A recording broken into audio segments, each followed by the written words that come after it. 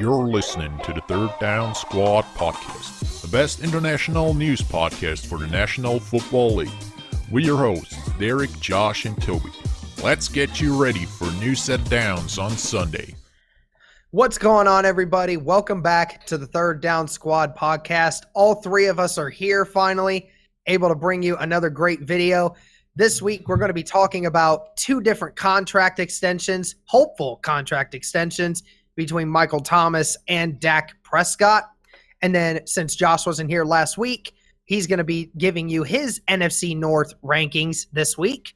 And we're going to also be talking about our AFC South predictions as well.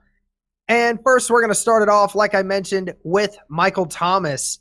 So obviously, we all have heard the news that the Saints are hopeful to make Michael Thomas the highest paid wide receiver in the NFL. We don't know any numbers right now, but we predict that Michael Thomas will be getting anywhere within a 4 or 5 year contract with over $100 million. Now, since this is Toby's guy, it's only right that we started off with Toby. Toby, let's start with you here. Is this a smart move by the Saints? And if this happens, does he deserve to be the highest paid player in the NFL? I mean, it's definitely a smart move by the Saints if they do it. I mean, there's no other way for the Saints right now to not extend Michael Thomas on that team. And the one reason is that they don't have a real number 2 wide receiver right now. Maybe Ted Ginn Jr., but he's getting up there in age.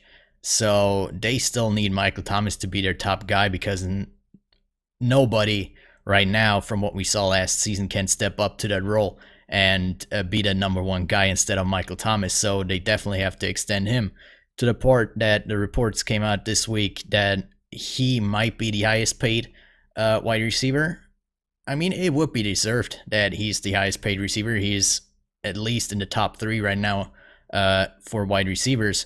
So why not give him the money? But I think the smart move here for both of the sides, for the Saints and Michael Thomas, to not go for the $20 million, which I don't think $20 million is actually where the negotiations are at, because that would be $2 million above the average salary of Odell Beckham Jr., the highest paid wide receiver right now. So maybe it's at $19 million, but I don't think they quite make the $20 million mark with the Michael Thomas contract. But I still think they go down a little bit on that price. My prediction for the Michael Thomas contract is a $17.5 million 5-year contract for Michael Thomas. But with the highest guaranteed money for a wide receiver in $70 million in that contract. So most of the money is guaranteed for him there, which is a tough one to do for a wide receiver because of the problems of injuries. But Michael Thomas has never been really injured in his career in the NFL, at least, and I don't think he was ever really hurt in college either. No, he wasn't. So the Saints don't have to be worried about that either. But the one part that I think that contract would be at that price range is because, first, the extension, I think, is not only important for the wide receiver spot for the Saints, but also for the extension that is coming up with Drew Brees in the next season. Because I don't think if they don't extend Michael Thomas that Drew Brees will stick around either, and he will retire after next season without a Michael Thomas as his receiver. And that's where they have to put money in as well. And I believe if Drew Brees will stick around with the Saints for a couple of years, Michael Thomas is more than willing to take a little bit of a pay cut to have the chance to get maybe 1 or 2 other rings with Drew Brees there. All right, Josh, what do you got to add to that? I think that he is deserving of it. You know, from wide receiver standpoint, he is the quietest wide receiver, kind of like that quiet, shy kid in the back who has his brief moments of excitement, but just keeps his nose down, just gets his work done. I'm happy for him because, like you said, Toby, it's deserved. He came from Ohio State. He really, in his first few games, he kind of looked like a mid-tier draft pick wide receiver that you usually find. But over the past few years, he finally developed and learned to work with Drew Brees. So that's played tremendously into his career right now, give him that contract, because quarterbacks essentially give wide receivers these big pay, because without them, they really don't shine as much as they really would without that quarterback. And plus, I'm happy to have him get that paycheck because he's on my fantasy football keeper league in my family. So I got him. So I'll be happy with that any day. Yeah, number 10 right there. But back to we'll get to fantasy football later. But back to Michael Thomas. He usually gets outshined by Odell Beckham Jr. and lately Antonio Brown, for obvious reasons we've covered numerous times here on this podcast. But he is the top three wide receivers. I'd say probably behind, Odell and maybe Julio if we squeak him right there. But I wouldn't say it's a tie for second between Julio and Odell. I'd probably take Hopkins in the top two. Hopkins? Yeah, I'd say Hopkins 1, Julio Jones, 2, Michael Thomas 3. That's kind of what I'm feeling right there. Because Hopkins just got that magic, Yeah. Mm-hmm. But all in all, just to wrap things, I'm rambling. It is a well-deserved contract, I'm pretty sure Drew Brees would be happy to lock him down for a few more years before he retires, just so he's got somebody he can trust, because that whole offense changed over the past free agency period. Yeah, and I agree. I think, like you said, Josh, normally the quarterbacks make these wide receivers look really good. Now, I'm not saying that Michael Thomas has made Drew Brees look good over the last few years, because we obviously all know that's not true. But Michael Thomas has been the number one constant good thing that Drew Brees has been able to count on over the last 3 years.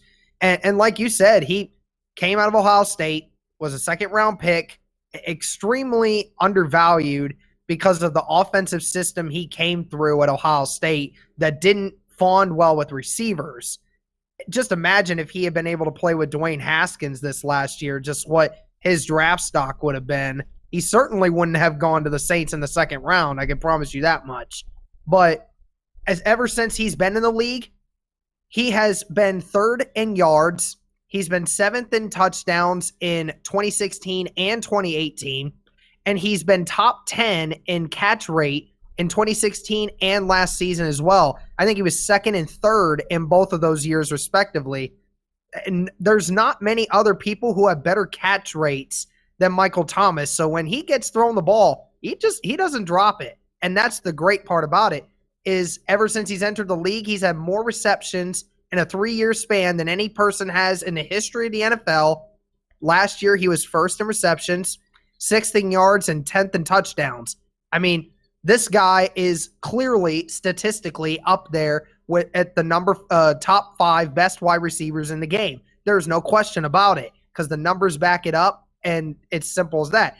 You guys mentioned it. We don't talk about him a lot because he's never really a distraction, kind of like AB, OBJ, and, DeAndre's got that swag about him, and everyone talks about Julio because of how athletic he is. Nobody ever really talks about Michael, just because Michael just doesn't really produce a lot of headlines. But, obviously he's got his mouth on Twitter. He definitely loves to speak his mind on social media, no question about it. But he's a great guy. He definitely deserves to be the highest paid wide receiver if, in fact, he does end up getting that kind of money. I would probably take DeAndre and I think personally I would only take DeAndre over him at this point. I can't definitively sit here and tell you I would take anybody else, because OBJ drops a lot more passes. Antonio Brown's a big distraction. And Julio, Julio's one of those guys, I wish I could say it, but like Matt Ryan and the offensive system they're in just has kind of put sour taste in Julio right now. But yeah, Michael Thomas, I'm definitely taking him in my top 2 right now. If indeed he does get this contract that we all think he is, congrats to him. He definitely deserves it. And it certainly is good for the Saints to keep him locked down where he is. All right, so now we're going to move on to another contract extension, Dak Prescott. Now, there haven't been any reports on whether or not he will get an extension, but almost everyone is guaranteeing he is because everybody knows how Cowboys fans love Dak Prescott, and including Jerry Jones. Now, ultimately, we saw Carson Wentz get that extension about 2 weeks ago, and now the question is, does Dak deserve to get a contract extension like that, or should he be given an extension that makes him the highest paid quarterback in all of football? Now, ultimately, Josh, we'll start with you on this one. Does Dak deserve to get paid that kind of money? Like, what do you think Dak Prescott deserves to get paid for an extension? I don't think that he deserves to be, that big contract, I mean, and I think what it is that, to me, that speaks volumes is the time that Ezekiel Elliott got suspended for 6 games and how when Zeke was on the field, Dak Prescott's, stats were superior to what he had when Zeke was gone, forcing him to kind of, rely on somebody else other than Zeke.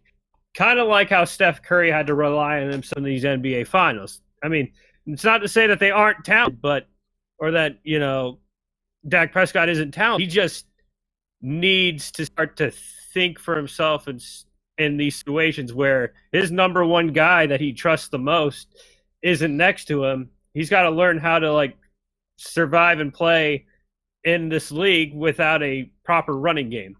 Now, he's got an arm, I'll give him that, and his rookie year was phenomenal. I still think Zeke should have gotten that, but Dak's numbers were pretty spectacular when you look at him. But he still has years of development left, in my opinion, after looking over him this entire season and last season. Is he ready for that big contract? I don't think so. Is it more Jerry Jones's ego that Carson Wentz, the other quarterback in the same division, got an extension that made one of the top paid quarterbacks in the league? Mm-hmm. Yeah, so I think this is more of a vanity statement for the Cowboys than it is for the actual team to keep their quarterback. Now, it's not to say that he's, deserving of one, not deserving of one in the future, but I'd say, give him at least a $4 million, maybe $6 million bonus to re-sign again and then see what happens, because by himself, he's mediocre at best. But when he's with Zeke and, Amari Cooper, when both those players, he's a phenomenal quarterback, top 10 talent. But without them, he's below that top 10 threshold. So what do you got, Toby? What do you think? Well, I somewhat agree with you. Well, of course, Jerry Jones is gonna overpay for him. It's just the things the Cowboys organization does. But when I'm looking at Dak Prescott and the reports that lately came out on that possible extension are that he is a $30 million quarterback. And currently there are 5 guys in the league that have an average salary of $30 million or more. And at number 1 is Russell Wilson. Big Ben is second. Aaron Rodgers, Carson Wentz, and Matt Ryan are the top 5 in salary right now in the league, all $30 million and above. So when I'm looking at the list, I right now I would pick Dak over Carson Wentz. That's just a simple thing, because Wentz never actually finished off a season. He has the injury problem. So I'd rather take Dak because I know the guy can stay healthy. He's the one guy that can lead an offense, and Josh said it. Yeah, you're looking at the games that Ezekiel Elliott missed 2 seasons ago, and Dak Prescott didn't shine there.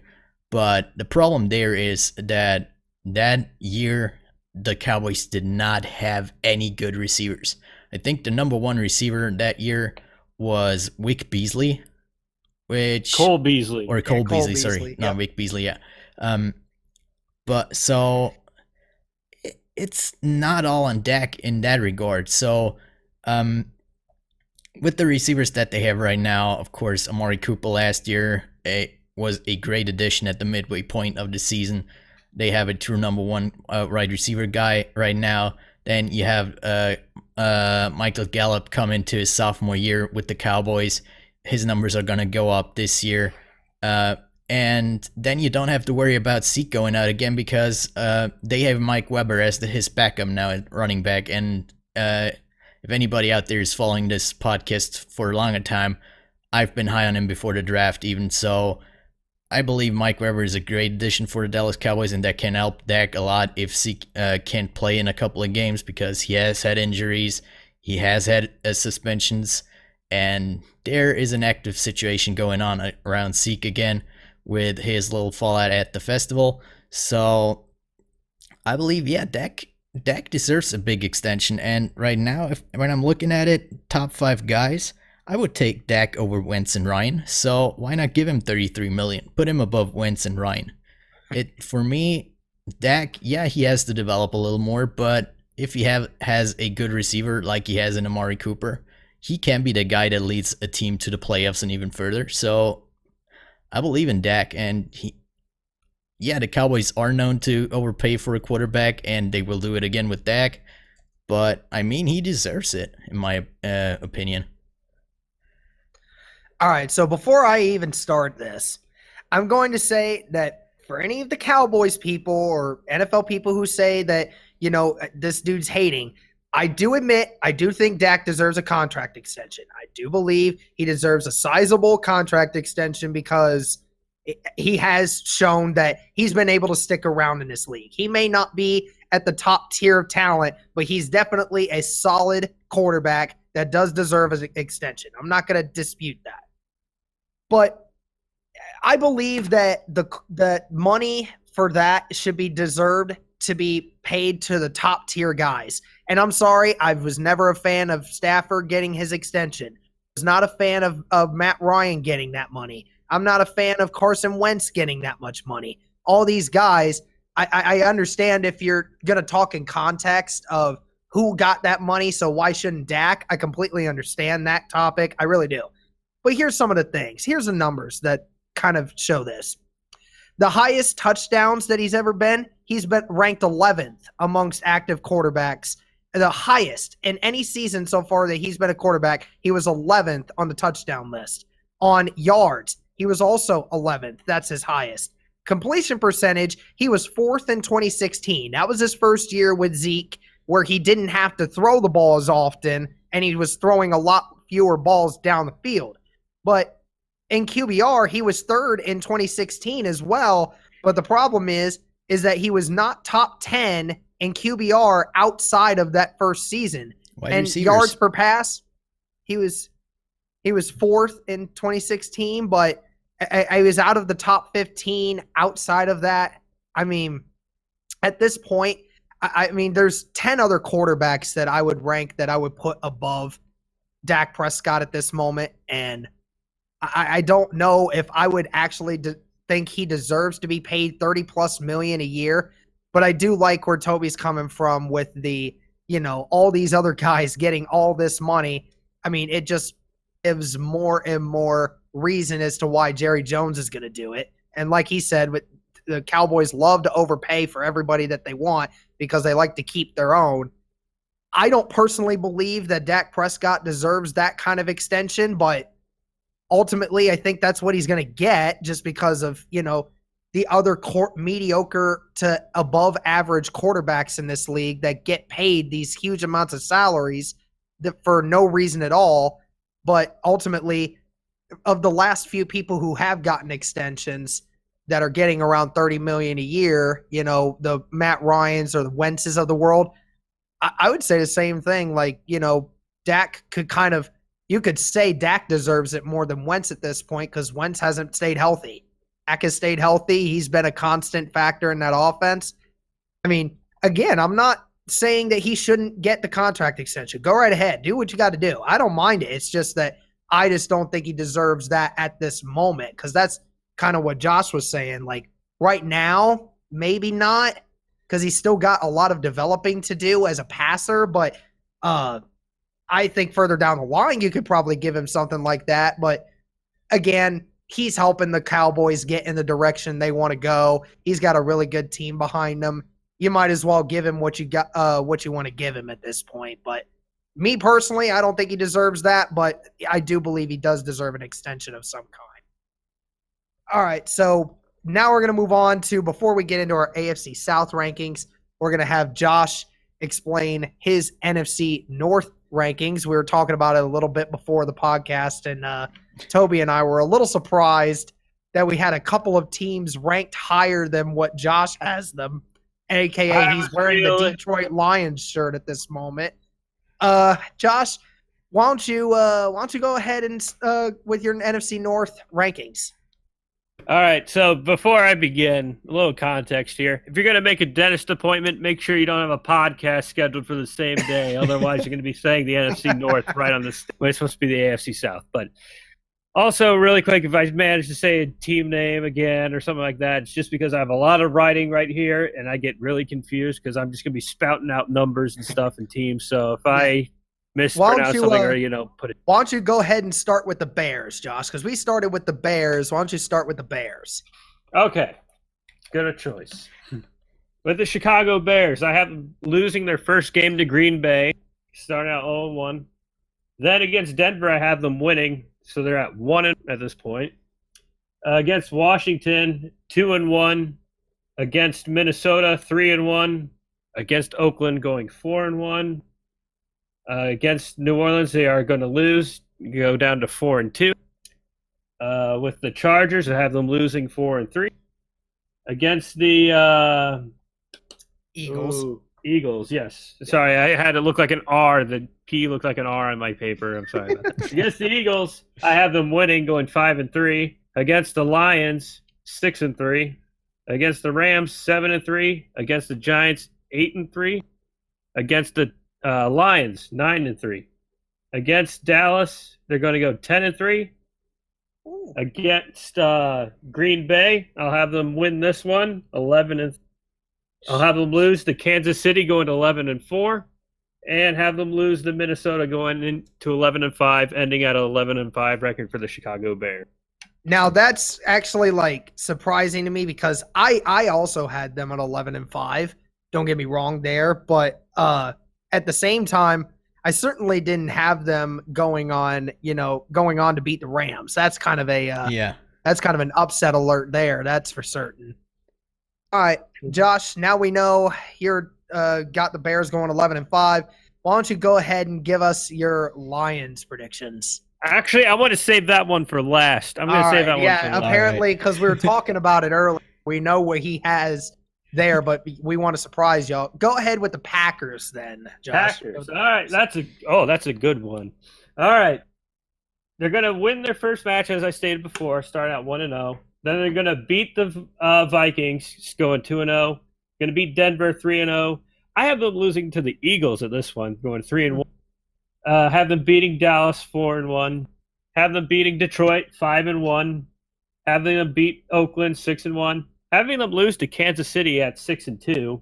Having them lose to the Chargers at 6-3. Having them beat the Panthers at 7-3. Having them beat the San Francisco 49ers, going to 8-3. Have them beating the Giants 9-3. Have them beating the Washington Redskins, going to 10-3. Have them losing to I believe it's the Bears. Yeah, losing to the Bears, going to go 10-4. Have them beat the Vikings, going to 11-4, and beat the Detroit Lions, going to 12-4. All right. Well, 12-4. Okay. All right. Well, okay. Another surprising one. He's got some really strong teams in the NFC North this year. Holy cow. All right. So before we get into the Lions, the Michigan team. Yeah, there you go. Go on and give us your Vikings. All right, so this is probably where it's going to get confusing because I forget which one they have, but we'll start out here. They're going to beat the Falcons, going 1-0. Like I said, they lose to the Packers, going to 1-1. Having them beat the Raiders, going to 2-1. Having them lose to Chicago, going to 2-2. Have them beating the Giants, going to 3-2. Beating the Eagles, 4-2. Beating the Detroit. Oh no, sorry. Yeah. Losing to Detroit. I said losing to Detroit. Going to 4-3. My bad. Okay. Having them beat Washington, going to 5-3. Having them lose to Kansas City, going to 5-4. Yeah. Having them beat Dallas, going to 6-4. Having them beat Denver, going to 7-4. Sorry about that. Having them lose to the Seahawks, going to 7-5. Having them beat. Sorry about that. 1 second. Beat the Lions. The Lions at home. Yep. Yep, they beat the Lions, going to 8-6, I believe, 8-5. Or no, it's 8-5. 8-5 for that one. 8-5. Having them lose to the Packers, going to 8. No, they faced the Chargers before first, the Packers. That's the one I missed. But they lose to the Chargers. They lose to the Chargers. So they'll be 8-6 at that point. 8-6. Having them lose to the Packers, going to 8-7, and losing to Chicago, going to 8-8. 8-8. Okay. Well, all right. So there's that. So That's far, why- Josh has the Bears going 11-5, the Packers going 12-4, and Vikings going 8-8. Josh, go ahead and give us your Lions predictions. All right, hold on. I got to flex the shirt. Hold on. We got to flex the shirt. All right. The Detroit Lions against the Cardinals, 1-0. I think that this is going to be Kyler Murray's first game in the NFL, so it's going to be rusty. 1-0. Start out strong, Lions Nation. Let's do this. And we're going to lose immediately to the Chargers, 1-1. We're going to lose to Philadelphia, 1-2. Going to lose to Kansas City, 1-3. Going to lose to Green Bay, 1-4. Going to lose to Minnesota, 1-5. Going to beat the Giants. We're going to go 2-5. Okay. We're going to beat the Raiders. 2-4 at that point. You were 2-4 at that point. Yeah, 2-4. Going to beat the Oakland Raiders, going 2-5 was 3-4. Sorry, Yeah, 2-5 with the Giants was right. With the Giants, yeah. Yeah. All right, so I was right. So 3-5 because we're going to beat the Raiders. 3-6, so we're immediately going to lose to Chicago. 3-7, we're going to lose to Dallas. 3-8, we're going to lose to Washington. 3-9, we're going to lose to Chicago again. 4-9, we're going to lose to Minnesota. 4-10, we're going to lose to Tampa Bay. And we're just going to lose out the rest of the season, ending at a 4-12 record. Oh, man. That's killer. Now, the reason why I have them going 4-12 is because they're bland. They do nothing special. Matthew Stafford, he's overrated. I'm going to say it right now. He's overrated. Now, let's go ahead and give a quick summary here. So for anyone that didn't catch the last podcast or wants to see how it stacks up now, I still have the Bears being the number one team.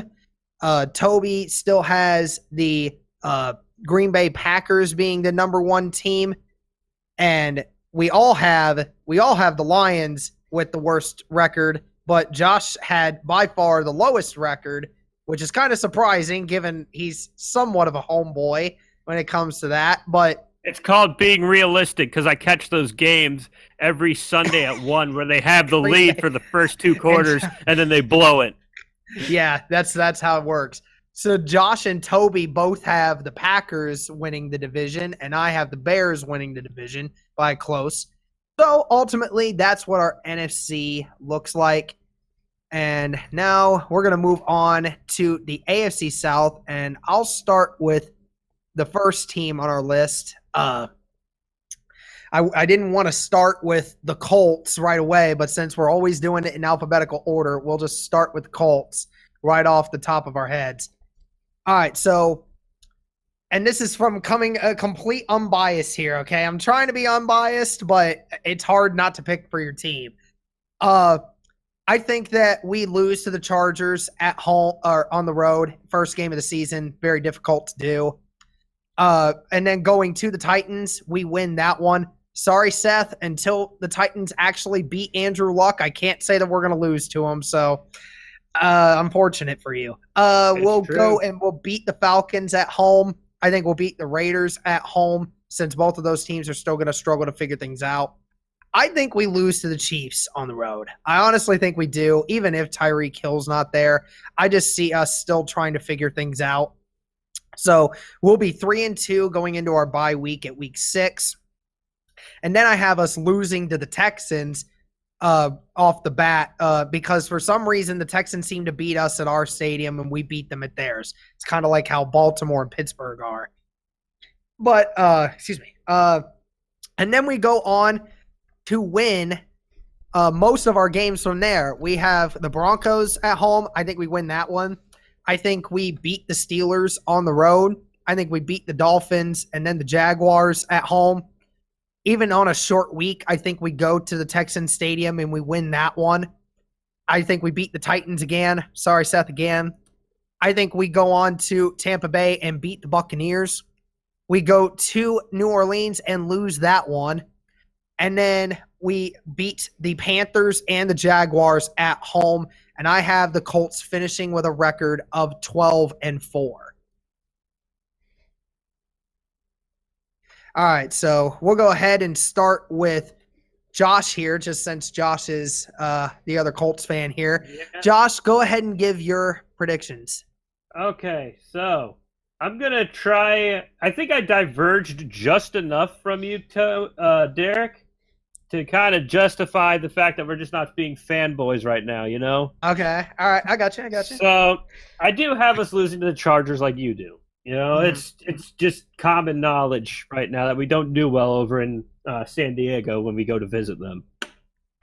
But I think that next game we do is the streak is still alive. We still beat the Titans because, you know, it's common knowledge. Yeah, at this point. Yep.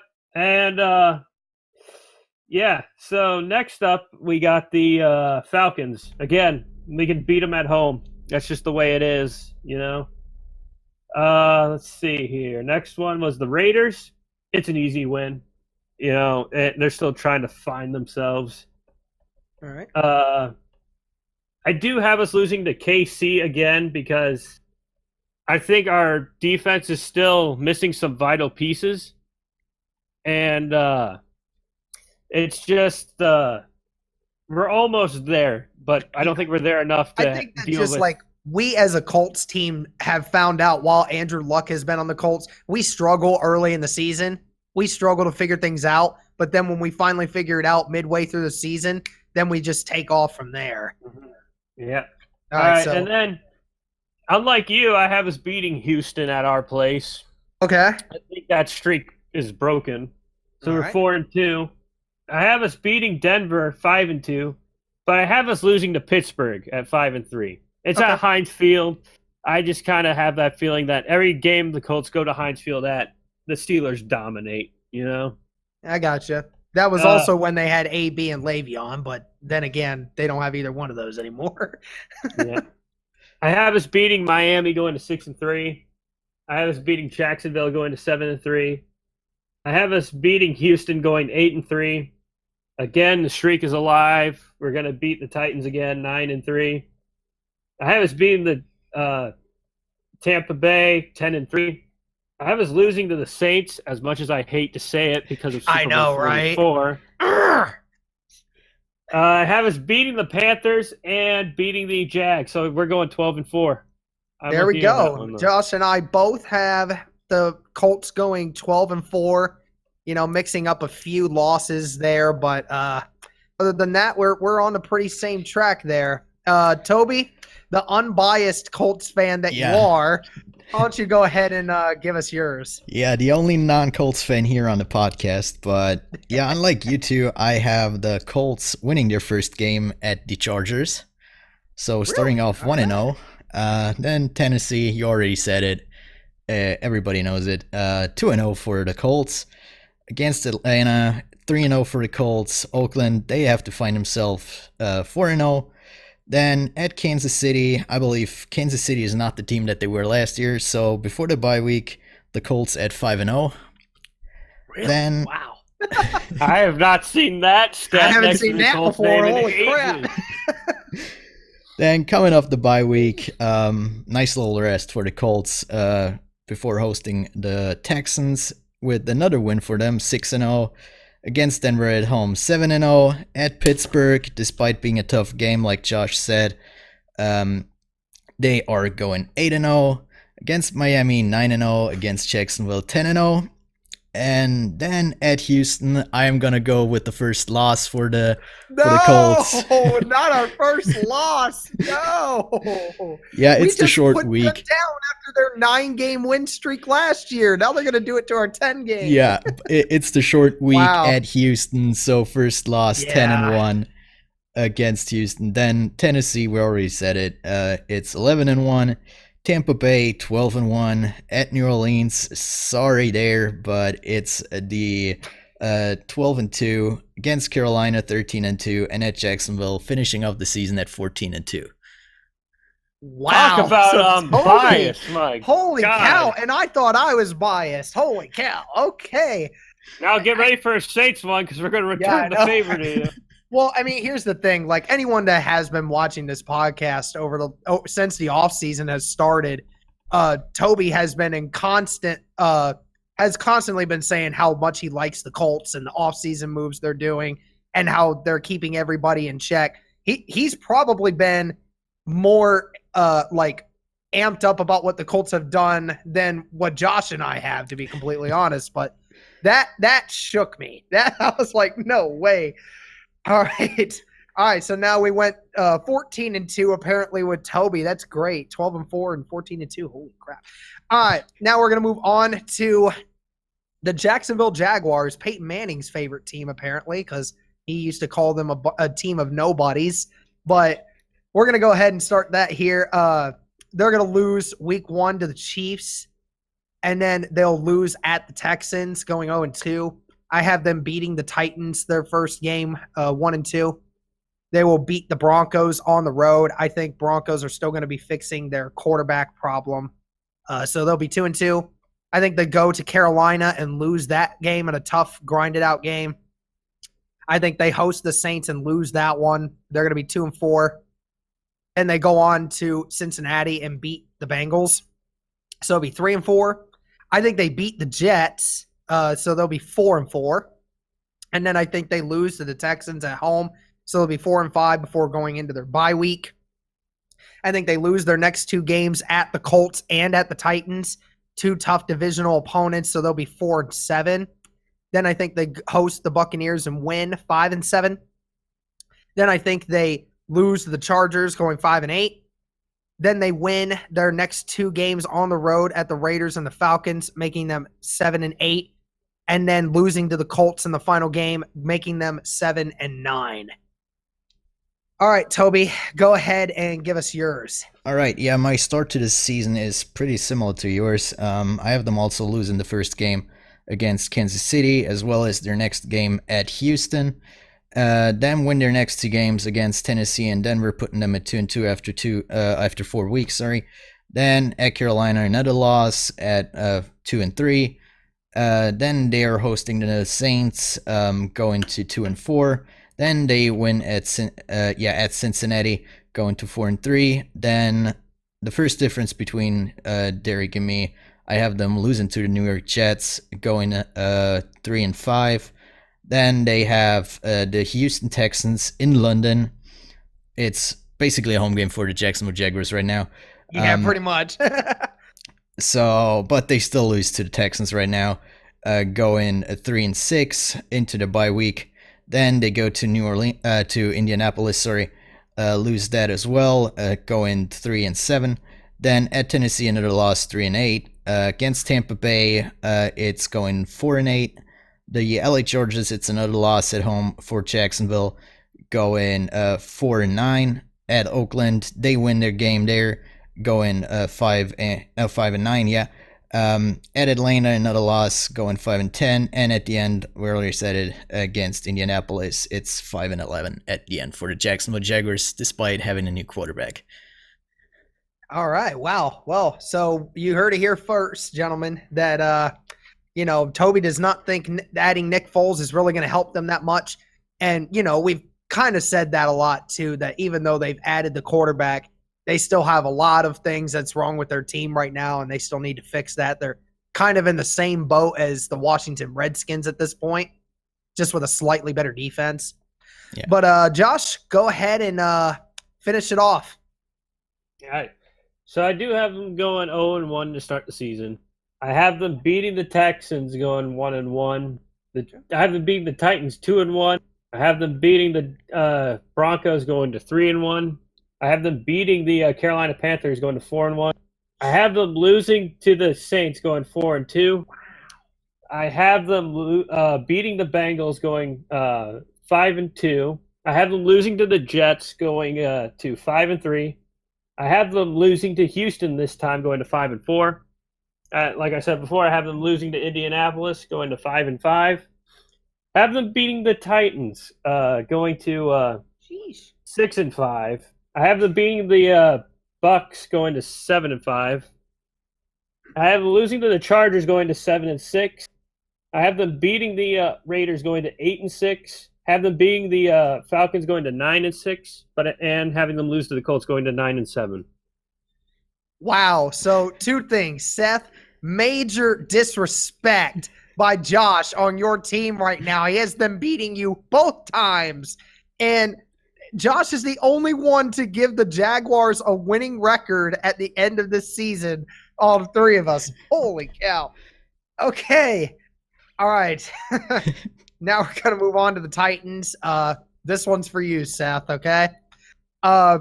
First week at the Browns, I actually have the Tennessee Titans winning that game. I think the Browns will just first couple weeks will struggle a little bit to figure out their talent, but I think they'll figure it out later.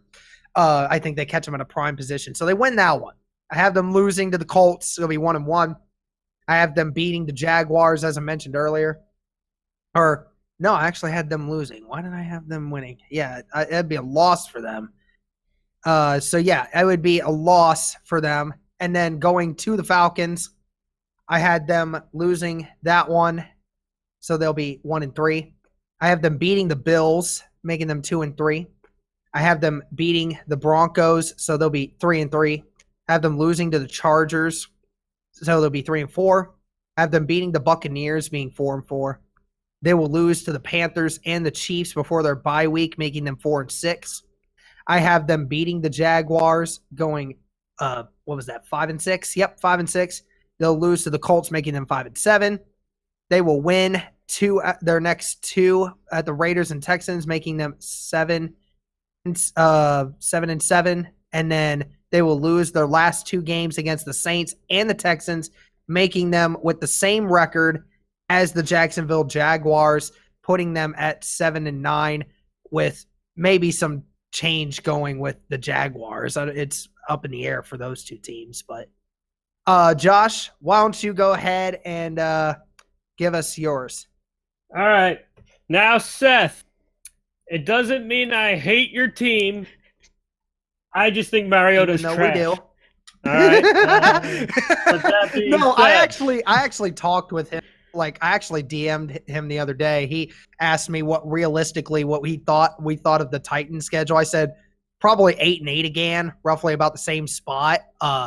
Just because of how much tougher the division is this year for AFC South. But he even agreed with me. Like, around 8-8 is about roughly where he thinks. But we even both said that Mariota is trash as well. He's one of those Titans fans that actually agrees with me that in the near future, Mariota's gonna have to step up or he's gonna have to get out, one or the other. So yeah. I'm sorry, Josh, go ahead. Remember, Seth, as I just want to make this crystal clear. The reason I'm giving the Titans this rep is because Mariota is trash and you need to ditch it. Okay? Come on, let's not piss off our one viewer here. I know. I'm telling you, Seth, this is coming from a place of, like, I don't hate your team. I just think you need a better quarterback. So That being said, they're losing to Cleveland in their first game. Okay. Then I have them losing to the Colts. And then I have them losing to the Jags. I have them beating the Falcons. So they're going to go 1-3 right now. Having them lose to the Bills, going to 1-4. Have them beating the Broncos, going to 2-4. Have them losing to the Chargers, going to 2-5. Having them beat the Buccaneers, going to 3-5. Having them lose to the Panthers, going to 3-6. Yep. Having them lose to the Chiefs, going to 3-7. Having them lose to the Jags, going to 3-8. Having the Titans lose to the Colts, going to 3-9. Having them beat the Raiders, going to 4-9. Having them split the season with the Texans, winning the first match, going to 5-9. Having them lose to the Saints, going to 5-10, and losing in the last game to the Texans, going 5-11. Wow. So here's the thing: if the Jaguars actually have a better record than the Titans at the end of this next season, I will literally I will flip out, because apparently that's what Josh is going for here. Yeah. All right, so Toby, why don't you go ahead and wrap this one up? Well, yep. Before I start with that one, I'm gonna jump to the NFC South real quick. And what I'm getting from you right now, or both of you, for the first three teams here in the AFC South, is a lot of hate against the Atlanta Falcons. Oh my God, so many losing matchups against the Atlanta Falcons. I know. I hate the Atlanta Falcons. Hate them. But they blew a 31-3 lead. They blew a 28-point lead. I could have had an A in my class with that extra credit that I could have gotten. So you hear me, Atlanta Falcons? This is for you. I hate you. You didn't give me my A. I got a B. Koba? Yeah, Koba's class. Patriots bailed me out for that. Shut up. Shut up. All right. Yeah, coming back to the Tennessee Titans right now. Like Josh, also have them lose their first game at Cleveland. Another loss against Indianapolis, putting them 0-2. They're going to lose their first matchup at Jacksonville, putting them 0-3. I, as the Saints fan, have them lose against Atlanta as well, going 0-4. Their first win is going to come in Week 5 against Buffalo, putting them 1-4. At Denver, another loss for the Titans, putting them 1-5. At home, the LA Chargers, they're going to lose against them as well, putting them at 1-6. They're going to beat the Tampa Bay Buccaneers the following week, putting them in 2-6. At Carolina, I think they're going to win, putting them at 3-6. And before the bye week against Kansas City, they have another loss, putting them at 3-7 before the bye. Coming back out of the bye, they're going to win against the Jacksonville Jaguars, splitting that matchup there, putting them at 4-7. Sorry. At Indianapolis, they're going to lose again, putting them at 4-8. Then at Oakland, another win, putting them at 5-8, and they're going to lose out the last 3 games of the season, 2 times against Houston and once against the Saints, to finish off the season with the same record as the Jacksonville Jaguars at 5-11. All right, so Seth, you saw here first.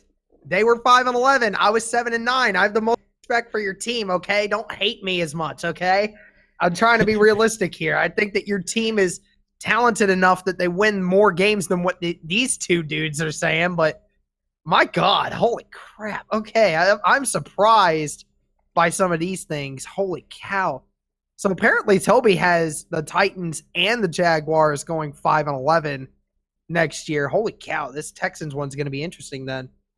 Okay, so Texans are last team. I have them losing to the Saints week 1. I think they'll beat the Jaguars. They'll go 1-1. I actually have them beating the Chargers week 3. So I have them going 2-1. Then I have them beating the Panthers going 3-1.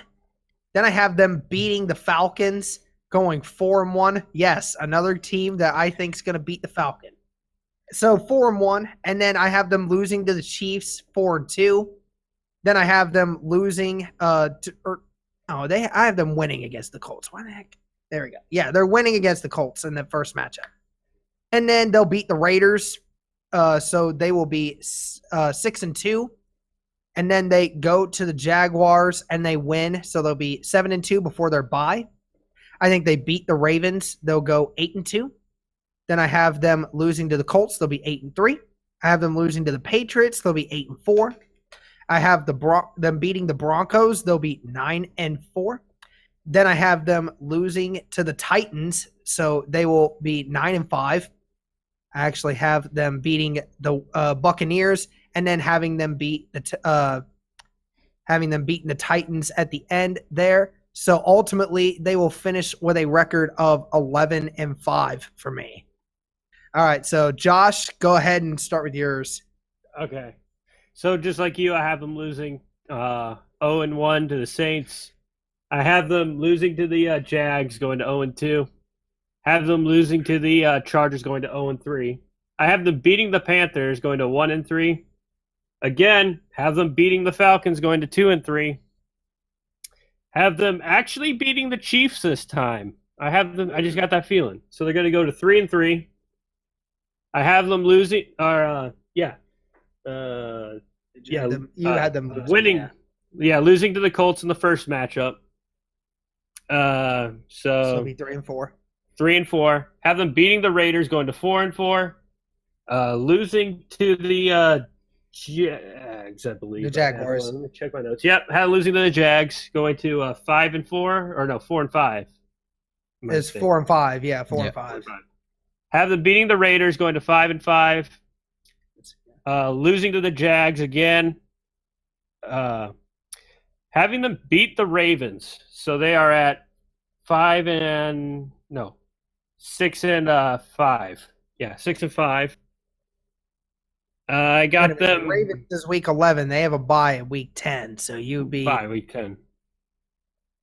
So recount those, because I think you were off on those a little bit. Yeah. So 0-1, 0-2, 0-3, 1-3, 2-3, 3-3, 3-4, 4-4, 4-5, 5-5, 5-6, losing to the Colts. 5-6. So after they lose to the Colts, they would be 5-6. Yeah, so 5-6. Losing to the Patriots, going to 5-7. Beating the Broncos, going to 6-7. And I have them. I believe I had them beating the Titans. Yeah. Beating the Titans, going to 7-7. Have them beating the Buccaneers, going to 8-7, and beating the Titans, going to 9-7. All right, so there we go. Josh has got them with the same record as the Jags. I don't. that is crazy in and of itself. But Jesus. All right, Toby, go ahead. All right, week 1 at New Orleans. Unfortunately, the Saints usually start off slow in the first week. After they lost last year to Tampa Bay, they're gonna lose this year to Houston. So 1-0 for the Texans. Week 2 against Jacksonville, 2-0 for Texans. Week 3, LA Chargers. Houston with their first loss, going 2-1. They're gonna win against Carolina week 4, going 3-1. They're gonna beat the Falcons in week 5, going 4-1. At Kansas City, I believe they're gonna lose there.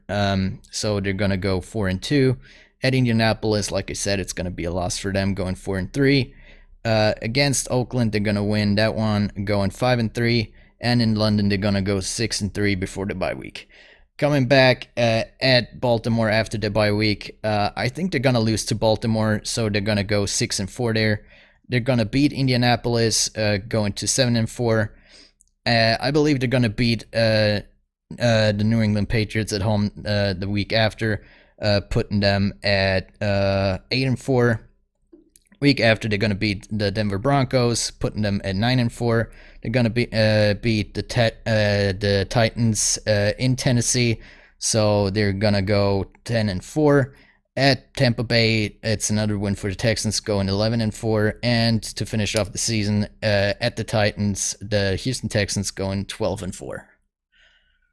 Jeez. Okay, for anyone that watches this podcast, this is probably the wildest stats that I have ever seen in my life. I did not expect this sort of monopoly here. I mean, we all had Indianapolis with the winning the division. Although Toby decided to take it an extra step further by saying they're only going to lose 2 games. And remind me of what those 2 games were. The game at Houston and at New Orleans. All right. I mean, there you go, folks. There's that one. And I had the Jaguars with a 7-9 record, which I honestly thought was actually acceptable. Toby had 5-11, which, is down there a little bit. And then Josh comes out of left field saying Jaguars are going to be 9-7, which, if I'm not mistaken, he tied for second in the division, which is absolutely astonishing to me. And then I had the same thing as the Titans, 7-9. And Toby, again, came in with a 5-11. So we're in agreement on that. And then Josh over here with the 5-11 as well. Toby over here with a 12-4 for the Texans. He honestly has a lot more faith. He has a lot more faith in the Texans than what we do, even though I have them going 11-5. And Josh with not as much faith in the Texans at 9-7. So apparently we all agree that the Titans will be tied, or if not the worst team in the AFC South next season.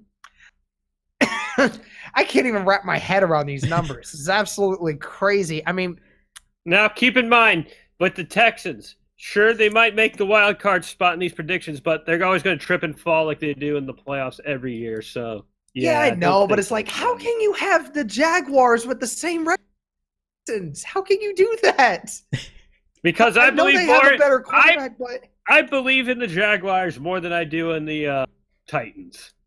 Really? I mean, yeah. Here's the difference: is that the Jaguars have the better quarterback, but they also have the worst roster. I mean, they have a much worse roster. They have no wide receivers. Their running back is almost guaranteed to miss a couple games, and their defense is about to be in shambles. I mean, at least with Tennessee, at least you have the talent around Mariota to at least make him somewhat okay. I mean, holy cow. Well, until he hurts his thumb again? Jeez. Yeah, I guess. I think we can all agree, folks, that we're going to have a lot of talk about this hereafter. But yeah. Either way, that was our predictions for the AFC South. Really hope everybody enjoyed. That's it for this podcast. When this video comes up, make sure to check it out on YouTube and on Spotify. Be sure to follow, like, and subscribe. Be sure to follow us on Twitter at T3DS_NFL. And as always, guys, peace. See ya. Later.